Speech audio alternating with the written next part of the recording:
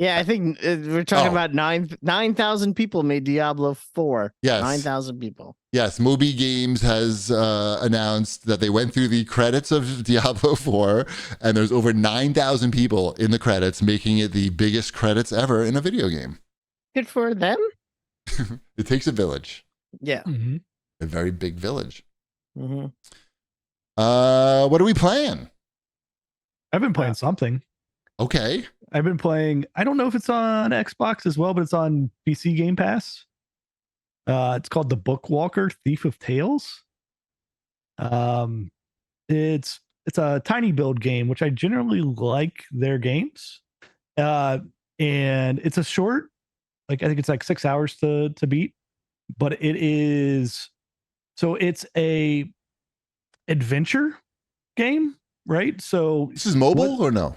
No, this is on PC Game Pass, so Game Pass Ultimate.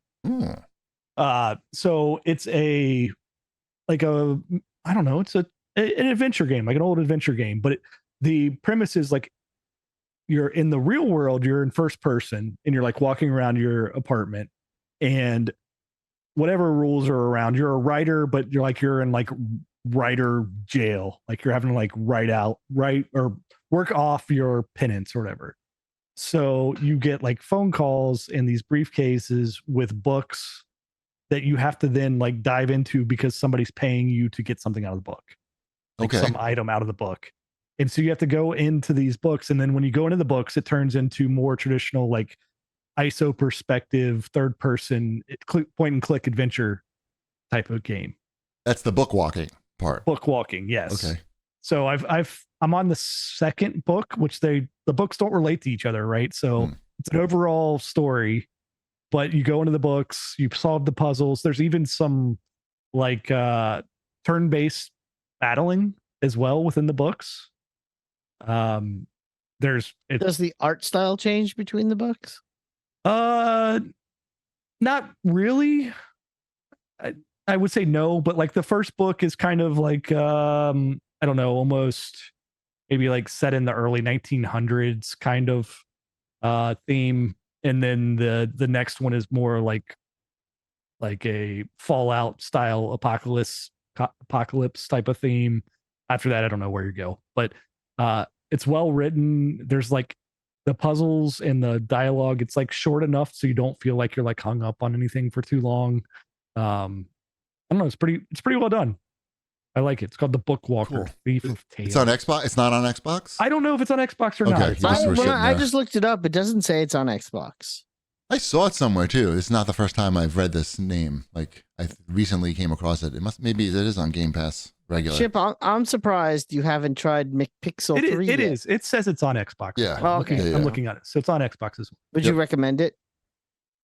I think so. Like I think it's worth playing if you wanted an adventure game. Like it's got enough different mechanics to it that kind of keep it interesting, and it's I don't know, it's got a good vibe to it. Like it's got a like kind of a dark kind of like what's going on type of like, I wouldn't say it's not like Lovecraft style, but it's got kind of like that vibe to it. Not that it has Cthulhu or anything, or at least not yet. But I like it. It's on Game Pass. So what are you gonna do? Not play it? Well, that's why I started playing McPixel 3. I watched the trailer for that. We're up to number 3 of these, huh? Yeah, I did not. I'm unaware of the existence of a 1 or 2. I don't think there is. No, there definitely is. Is there a McPixel 1 and McPixel 2? Yeah. Okay. I don't know. There's at least a McPixel. Like it's probably, I don't know, like over 10 years ago or so. It's got to be like a decade old at this point. Well, I've been playing McPixel 3. And it's weird. That's how I would describe it. It's a very strange game. I guess it's supposed to be like a spoof of MacGruber, not MacGyver. I understand people are going to say, do you mean MacGyver? No, I don't mean MacGyver. I mean MacGruber, where each segment is literally, you have about 30 seconds, just like a MacGruber episode. So you have 30 seconds to solve the puzzle. And if you don't, everyone dies. Or you save the day, although it's usually just saving yourself, not the day, not everyone else, to win a level. And you also can just uncover all the different. They call them gags. Find all the gags in each. Although they're not all funny.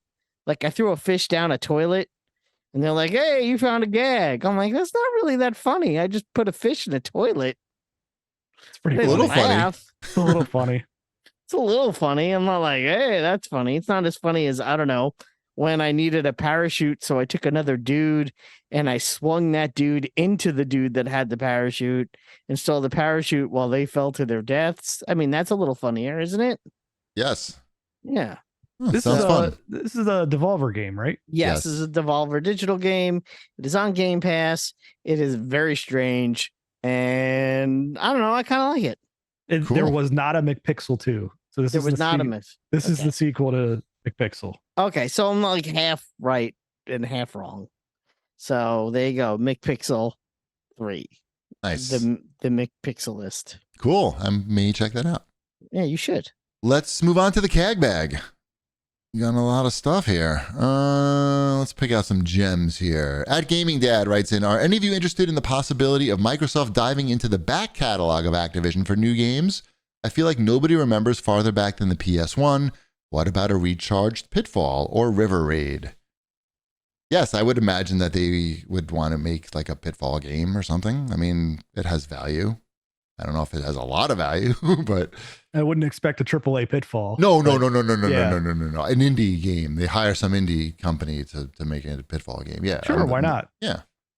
For sure. River, I mean, what are the old school Activision games? All those Atari ones. I'd like to see them send out patches if you get a certain amount of achievements. That would be great. That would be the killer app. Yes. You would like that. Mm-hmm. That would make the merger totally worth it if you got patches, Wombat. Mm-hmm. You personally. Yeah. Yes. I'm only It would talking be about interesting, like Activision, and I see Dicesoft in the chat said something about this. But Activision has so many license games that they used to make that Microsoft could potentially throw some money at to bring some of those back out as remasters. Ooh, Right. Spider-Man 1, the first Spider-Man Activision They're not going to game. They're not going to get Spider-Man. Ooh, Spider-Man Neversoft. What if they change it a little bit and it's like Spider Girl? Sure. There's no Spider Girl. They could. There's. Oh, there is. There is. Oh, how about Spider Lady? I think there might even be a Spider Lady. Spider Dude. Spider Dude. Pretty sure Spider Dude exists too. Spider Guy. Spider Guy totally Spider exists. Guy exists. Fuck. Spider Ham. Nope. Sorry. What else we got here? But I think there's some like there's always that weird licensing issue, right? Like where you're trying to go through 3 companies to get the license to put out some of this old stuff. Like there's a whole reason why all those Activision games are not backwards compatible on Xbox, right? It's not because the Xbox can't play them. Like they know how to do it. It's just that it didn't make sense to work through all the contracts across multiple companies to get there. Right. Now, if it's just one company and that company has a ton of money, they can put a guy on it. They can make a guy on it and make these things happen. Yep. Could happen. Not Spider-Man. But to read this guy's question, which is a good follow-up, I am Joe G says, with the Activision Microsoft deal almost certain, do you think we will see dormant game franchises such as Guitar Hero and Skylanders rebooted? I think the Toys to Life games may be dead, but do you think we are ready for a new round of plastic instrument rhythm games? No. Maybe not plastic instrument rhythm games, but something. I mean, you could see those games come back as a digital collection. But again, it's the licensing on that is going to be horrible. Skylanders Unlocked Edition is remastered Skylanders with everything unlocked would be bananas. People would lose their proverbial minds if they came out with like Skylanders, I don't know, like the first 3 games or all of them would be even better. But even if they cut it into 2 different compilations with everything unlocked, that would be pretty cool. All right. Let's do one last question from Wesley. He says, what are your guys' favorite controller? It's kind of like a weird. I mean, no one's gonna pick an old controller, right? It's right. I mean, the favorite controller is either a Microsoft controller or a PlayStation controller. To that Xbox controller, that the 360 through current, which hasn't really changed much. Right. You're either choosing that or a PlayStation, right? It's not. It's one or the other. Yeah, and that's just a matter of personal preference at this point. Right. For me, it's Xbox currently. Mm-hmm. Ship, you have to say Xbox. Yeah, Xbox. I just prefer the, especially Elite. Well, yeah, I just prefer the analog stick placement rather than both of them being right there hitting against each other when I'm playing. That is the correct answer. A more interesting question might be, what's the worst controller? There's a lot of bad controllers. Like, which controllers fucked your hands up? No. The Duke is fine. I'm talking about which controllers were dangerous to your health, like you're ergonomically wrong. Not like the N64 thing. No, that was close enough to like I'm talking about like. Was it? That was close enough to a real controller? I mean, like the Intellivision disc. There were ergonomics to the N64 controller. There were. I guess. I mean, it wasn't. They've improved upon them since, but like, look at like that the Intellivision thing. Like that's just a rectangle with a disc. Like it's not even the shape of your hand. Yeah, even the original NES controllers, right? It's a horrible. It's a rectangle with sharp edges on it. Right. Carpal tunnel express. Right. I mean, I wish like the NES Max. No, yeah, Max was the hey, we put some ergonomics behind it. It was the controller that looked. Yeah. That was cool. It was cool, but it didn't have the weird red. It had the weird red disc thing. Yeah, I did not. And that was that was the problem. Like if they'd have put out that controller with just the D-pad at that time, it would have been the best controller out there. Right, like way ahead of its time at that point. But I don't know. That's still what I don't use an NES controller usually when I'm playing NES games anymore. It's what I mean. Yeah, it hurts. It's got to hurt now. As an adult, it must hurt. Like just. What about the Bally Astrocade controller? Remember that? I never had a Bally Astrocade. It's a gun handle. Oh, okay. I know what you're talking about. A gun handle with a knob on top of it that goes 8 ways, but also the knob spins around 360. So like the knob is on a stick. You understand? So like the stick goes 8 ways and the knob spins 360 degrees. So and the pistol part has a trigger on it too. So you can play games like Gunfight and it's good. That was kind of ahead of its time. I mean, it probably hurt too. The keyboard on that thing hurt to like program the basic. Anyway, we've done enough show. We've talked about controllers enough. We have. It's time to say goodnight. Good night. Go to liretro.com. Buy those tickets, I guess. Or don't.